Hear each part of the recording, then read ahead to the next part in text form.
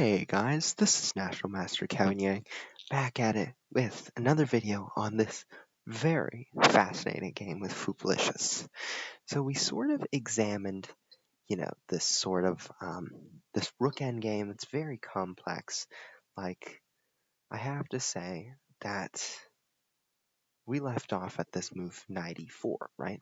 Now, although this is a good principle in theory because I have 5 pawns, white has 6, and you're looking to get the pawn structure great again.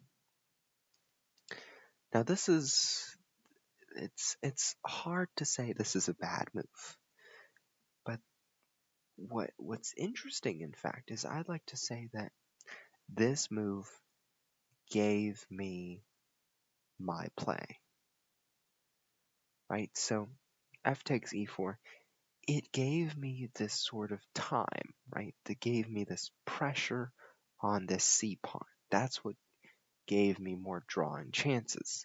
So if you think about it, in this position you see that the engine evaluation is somewhere around plus 2.5 or 3.8 or whatever they're saying.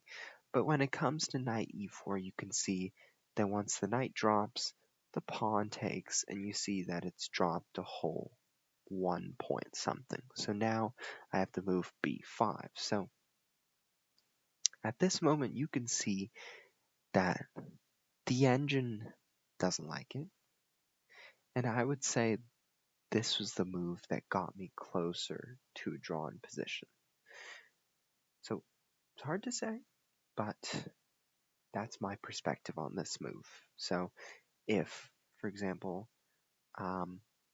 you played something like rook d6 and just kept your pressure on these files without really moving this knight, or even the move king b2, just preventing the move b5 would have been good. Hard to see why, but just let me know if you have any questions.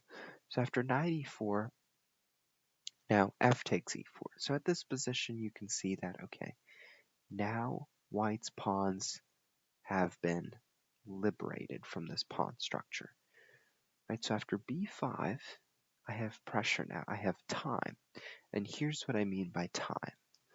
Pawn takes, rook d4, king g7, and you can see that takes, and rook a8. Now, I'm still down a pawn. However, this pressure on c4, it gave me time to bring my king to g7. It gave me time to get my rook out. It gave me time to activate my other rook. So now I have the play necessary. So after rook b1, rook d8, king c3, rook a2. And here I might not be playing this the most accurately, but I'm trying my best. b5, rook f3, king b4, and rook f6, trying to defend against b6. Now our Fupalicious plays the one move blunder rook c6. Rook takes, pawn takes, rook b8, picks up the rook, and that was essentially the downfall of Fupalicious. But in this position, right, white is still much better. Now, if white plays something like rook c7, and I play like rook e6, white has the ability to play king c5. Just after rook takes e4, white's going to play b6 and just go for the promotion of this pawn, and it's going to be pretty hard. So for example, check, check, check, check, right? And at this point, white's going to be using these other targets to win. So this rook c8, bring the king up, bring the pawn up. So after this, check, king b8, sage 5, b7, rook b5, and then we're going to set up the bridge. So after f5, king c7, and after g5, bam, boom shakalaka, and I believe this should be winning, if I'm not lying, but it just goes to show how powerful, right? In this variation, we can see that white can give up this pawn because this pawn is so powerful, right? So in this position, it's still really hard for me to defend. Rook c7, I mean, I could play like rook e6, and after king c5,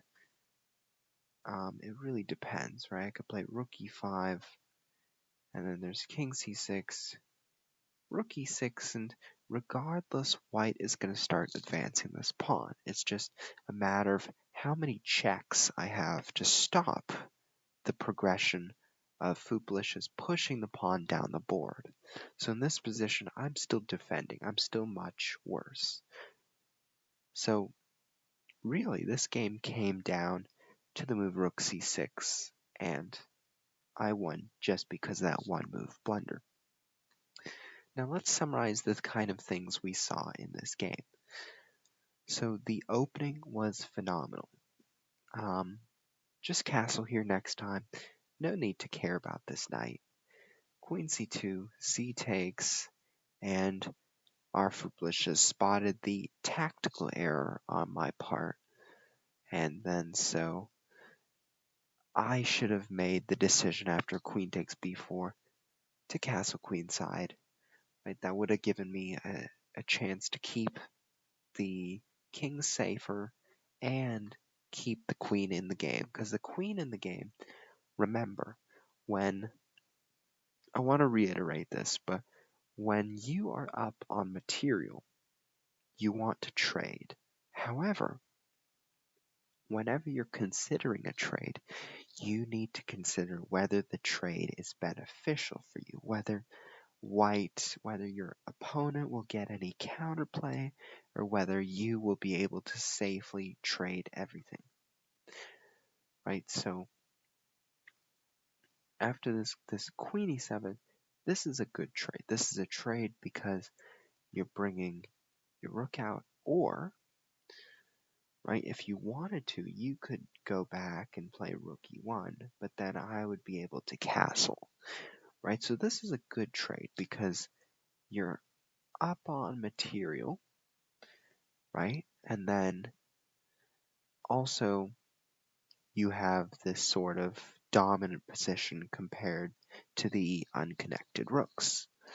But this is a somewhat, not so great of a trade. Why? Well, it all comes down to this pawn structure, right? So basically, from this trade, right, black did not have to concede any pawn structure.